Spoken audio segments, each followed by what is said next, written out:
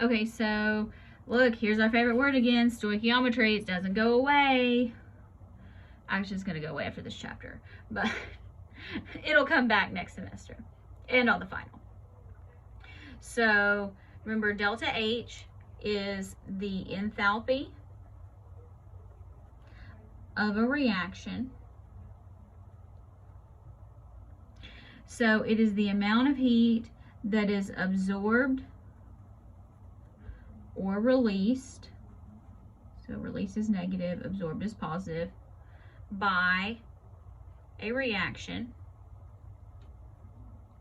as written on an equation, and it occurs at constant pressure. So work doesn't matter. We're going to ignore work. So when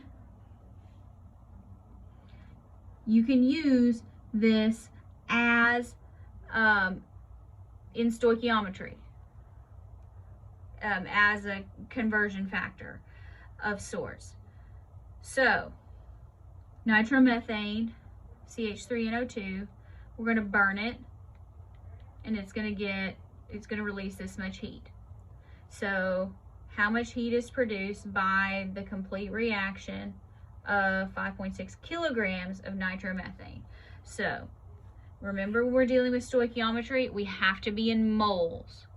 And remember, stoichiometry means moles. Only this time, instead of a mole-mole ratio, we're going to do mole enthalpy. But, okay, so we have 5.56 kilograms of CH3NO2. Well, we can't get to moles from kilograms, so let's go ahead and convert to grams. Now, let's get our molar mass. So that's going to be 12.01 times 1 plus 1.008 times 3 plus 14.01 plus 16 times 2. So 46.01 roundabout. Did I get that right? Oh, no, I gotta add them together. 15.03. I hit enter instead of plus. Okay, so 61. I thought that seemed a little bit low. So we'll say 61.0 grams CH3NO2 equals 1 mole CH3NO2. Okay, now this is a stoichiometry equation for the whole reaction. So it acts just like a coefficient, but it's not going to be moles. You're just going to put kilojoules. So you read this in your reaction. So our reaction says we take 2 moles of CH3NO2, and that gives us negative 1418 kilojoules. Okay, so grams are gone, moles are gone, we're left with kilojoules. So you just read it the same way, only instead of going from moles to moles, here we're going to say every 2 moles that we burn gives us this much heat. So you say it like that. Okay, now, so let's do 5.56 times 1,000 times negative 1418. And let's divide by 61. And divide by 2. This is how many kilojoules. Is a lot. So we're already in kilojoules. So 6.46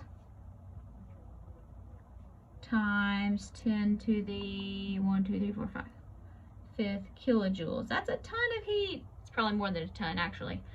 All right, so to answer the question there, you get the negative sign, or if you want to answer in a sentence, you can say 6.46 times 10 to the 5th kilojoules is released. That is also an answer, because it's how much heat is produced. That's what the negative sign is for. That says heat is leaving the reactants.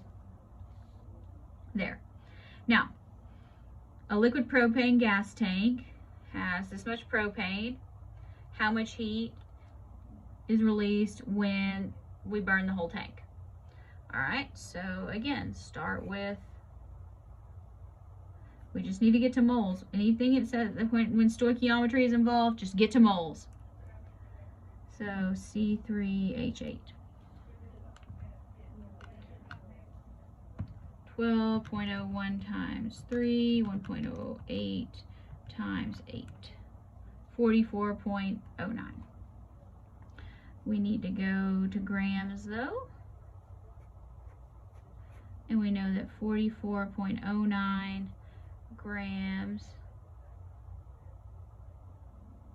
C3H8 equals 1 mole of propane. Now use your moles. So we have 1 mole of C3H8, and that gives us negative 2044 kilojoules. Alright, so here, let me scoot this up a little bit so I can maybe type and still see what I'm typing.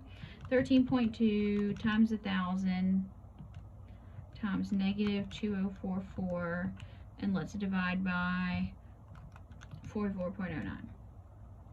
So it's a whole lot. 1, 2, 3, 4, 5.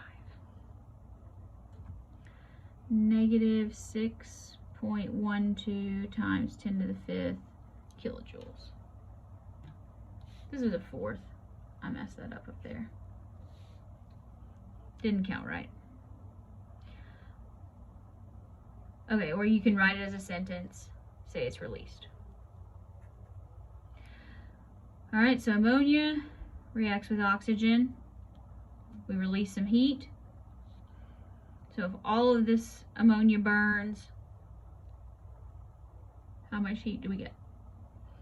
155 grams of ammonia. I mean, this is not hard.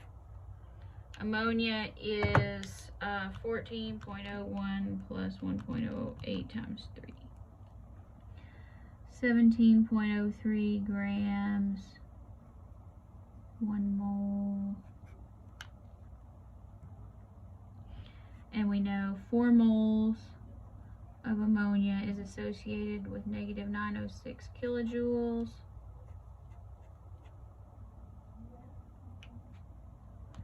Okay, so 155 negative 906 divided by 17.03 divided by 4.